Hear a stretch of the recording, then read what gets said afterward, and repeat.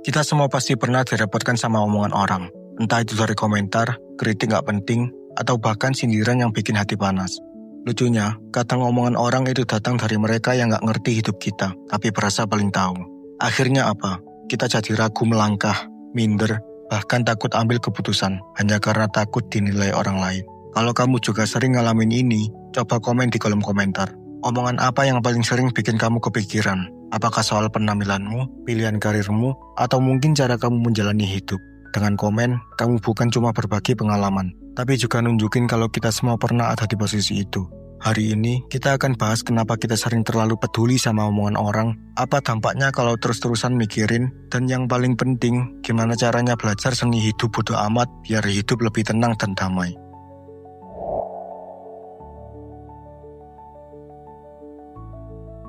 Alasan utama kenapa kita sering terlalu peduli sama omongan orang adalah karena otak manusia pada dasarnya butuh diterima oleh kelompok. Dari dulu, ketika hidup masih berkelompok berburu, ditolak kelompok sama dengan ancaman hidup. Jadi sampai sekarang pun, otak kita masih punya rasa takut nggak diterima oleh orang lain. Makanya, satu komentar bisa bikin kita kepikiran seharian. Misalnya, ada yang bilang, "Kamu kok gemukan ya sekarang?" Atau, "Masa baru segini doang pencapaianmu?" Padahal mungkin mereka asal bunyi, tapi kita bisa kepikiran terus, bahkan sampai bikin down. Masalahnya, makin sering kita terlalu peduli, makin besar kekuatan orang lain atas hidup kita. Bayangin, langkah yang seharusnya kamu ambil jadi tertunda karena takut omongan orang. Ide yang seharusnya bisa kamu jalankan jadi berhenti hanya karena mikirin komentar yang bahkan belum tentu terjadi. Dampaknya jelas. Pertama, hilang percaya diri. Kamu jadi mikir semua orang memperhatikan, padahal sebenarnya kebanyakan orang sibuk sama hidup mereka sendiri. Kedua, energi habis buat mikirin hal nggak penting. Bukannya fokus ke tujuan, malah habis buat overthinking komentar orang. Ketiga, hidup jadi nggak otentik. Kamu jalanin hidup berdasarkan ekspektasi orang lain, bukan apa yang sebenarnya kamu mau. Relate kan? Mungkin kamu pernah posting sesuatu di media sosial, lalu buru-buru hapus hanya karena takut ada yang komentar negatif. Atau kamu ragu ambil jurusan kuliah, karir, atau bahkan hobi, hanya karena mikirin omongan orang tua, teman, atau tetangga. Kalau kita biarkan terus, hidup kita akan dikendalikan sama orang lain tanpa mereka harus ngapa-ngapain. Dan yang lebih parah, kita jadi lupa kalau sebenarnya satu-satunya orang yang benar-benar tanggung jawab atas hidup ini, ya kita sendiri. Makanya, seni hidup bodo amat itu penting. Bukan berarti kita jadi cuek total tanpa empati, tapi kita bisa milih mana yang pantas kita dengarkan dan mana yang lebih baik kita abaikan.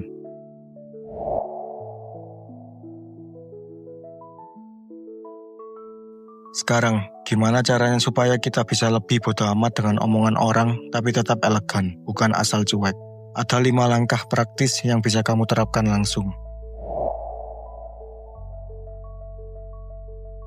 Tidak semua omongan orang harus didengar. Masalahnya, seringkali kita menaruh bobot yang sama pada semua komentar. Semisal, kalau ada orang bilang, presentasimu bagus, tapi mungkin lebih jelas kalau pakai contoh yang nyata. Itu kritik membangun, layak didengar.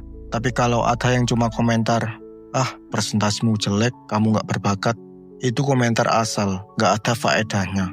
Triknya, setiap kali dapat komentar, tanyakan pada diri sendiri. Apakah orang ini punya pengalaman atau kepedulian nyata di bidang ini?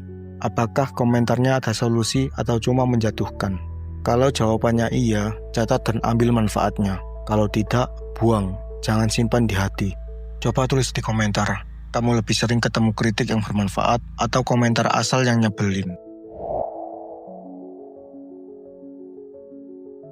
Kita sering mikir semua mata tertuju pada kita. Padahal kenyataannya, hampir semua orang terlalu sibuk mikirin hidup mereka sendiri. Contoh sederhana, kamu salah ngomong sedikit saat presentasi, kamu kepikiran berhari-hari. Padahal orang lain cuma dengar sekilas, lalu lupa karena mereka sibuk mikirin masalah mereka sendiri. Setiap kali kamu merasa malu atau takut omongan orang, coba ingat kalimat ini. Mereka nggak peduli sebanyak yang aku pikir. Kalau ini jadi mindset, kamu akan jauh lebih ringan dalam melangkah. Salah satu alasan kita gampang goyah dengan omongan orang adalah karena kita nggak jelas mau kemana. Jadi setiap komentar bisa bikin kita ragu. Solusinya, tentukan prioritas, tulis di kertas. Yang pertama, apa tujuan hidupmu 1-3 tahun ke depan? Kemudian, value apa yang penting buatmu?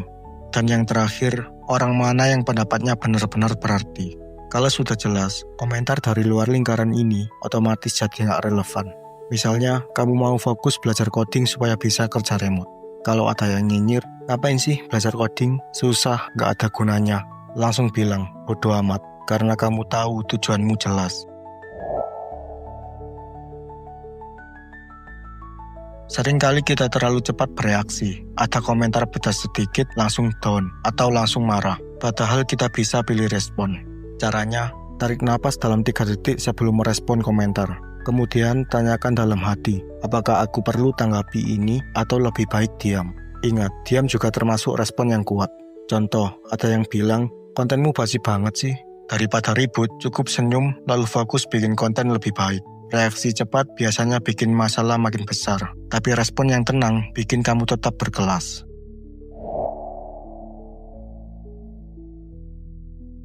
Lingkungan punya pengaruh besar. Kalau tiap hari kamu bareng orang yang hobinya nyinyir, ya wajar kalau kamu jadi kepikiran terus. Sebaliknya, kalau lingkaranmu berisi orang-orang yang suportif, kamu akan lebih mudah mengabaikan suara negatif.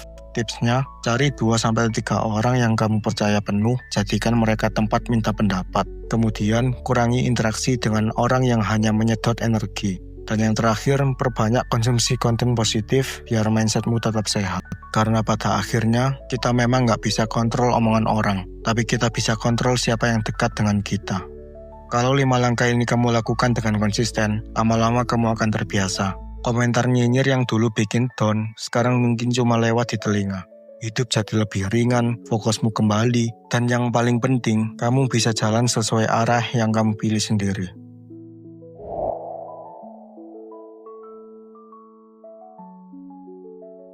Pada akhirnya, bersikap bodo amat bukan berarti kita jadi orang yang keras kepala atau nggak peduli sama sekali. Justru sebaliknya, ini seni untuk memilih mana yang perlu kita dengarkan dan mana yang sebaiknya kita lepaskan. Kalau kita terus mencoba memuaskan semua orang, kita akan capek sendiri, kehilangan arah, dan nggak pernah merasa cukup. Tapi begitu kita belajar untuk fokus hanya pada hal-hal yang benar-benar penting, tujuan kita, value kita, dan orang-orang yang kita percaya, hidup jadi lebih tenang. Ingat, damai bukan datang dari luar, tapi dari cara kita menyaring apa yang masuk ke dalam hati dan pikiran. Jadi mulai sekarang, jangan biarkan suara bising orang lain menghalangi langkahmu. Karena perjalanan ini milikmu, dan kamu yang bertanggung jawab atas arah yang kamu pilih. Kalau kamu sering kepikiran sama omongan orang lain, coba komen di kolom komentar. Hal apa yang paling bikin kamu susah bersikap bodo amat? Aku pengen baca, dan mungkin pengalamanmu juga bisa membantu orang lain yang lagi berjuang. Jangan lupa subscribe channel ini, biar kamu gak ketinggalan konten reflektif lain yang bisa nemenin perjalanan hidupmu. Ingat, kamu gak sendirian. Kita sama-sama belajar melangkah lebih baik.